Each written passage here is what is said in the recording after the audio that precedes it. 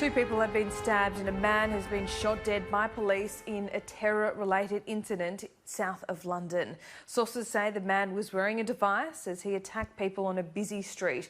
As Mark White reports, police are now looking into any other links to the suspect.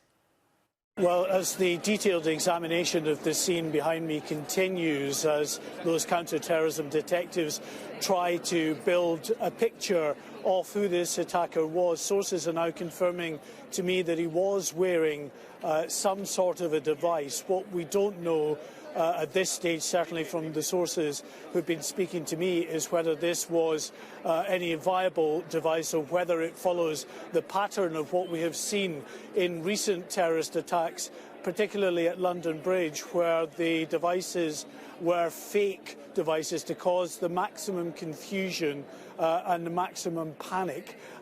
Those were quite sophisticated. Certainly the last devices or device that was worn by the attacker at London Bridge in December, the devices that were worn by the three attackers in 2017 at London Bridge were less sophisticated in nature.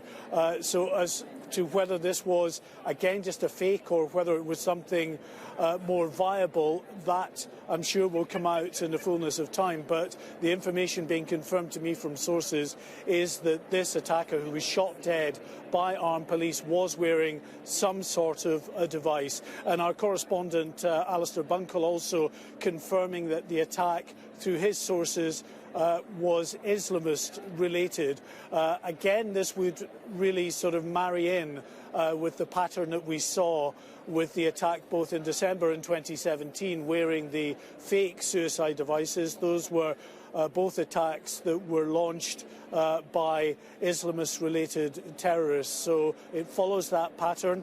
But what the police and security services are doing now, quick time really, is trying to piece together all they can about who this individual who was shot dead was, whether anyone else that was either friends with him or related to him may have had knowledge of what he was planning, and of course much more importantly really is to whether there are other individuals out there in some way linked to this man who may be planning something similar in the hours and days ahead. That's always a priority for the police and security services as they try to determine whether there is any wider threat.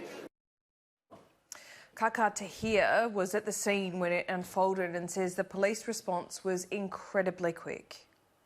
It was around 2 o'clock this afternoon, and at the time I was working with my colleague, and I see this guy literally running on a pavement, and behind him there was 2 or 3 police officers undercover with the gun and keep telling him stop, which he did not stop. And then I see that shot him 3 times.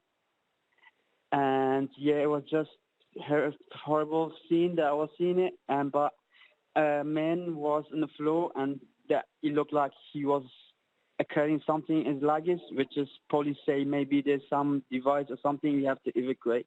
Police came to us, they said we have to leave the shop because he has a bomb in his bag. That's what police say to us. What happened then, last time I saw him, he was laying on the floor alive, but then we have to leave the area immediately because we believe it made the blast go off and it could hurt everybody, so we have to leave. And that's the last thing I see it. I did see people are running from that scene that where he started stabbing. But I'm not sure what he stabbed or where was it. But I did see he was running and people were panicking as well, including me or my friends. We just didn't know what happened. It was like so quick.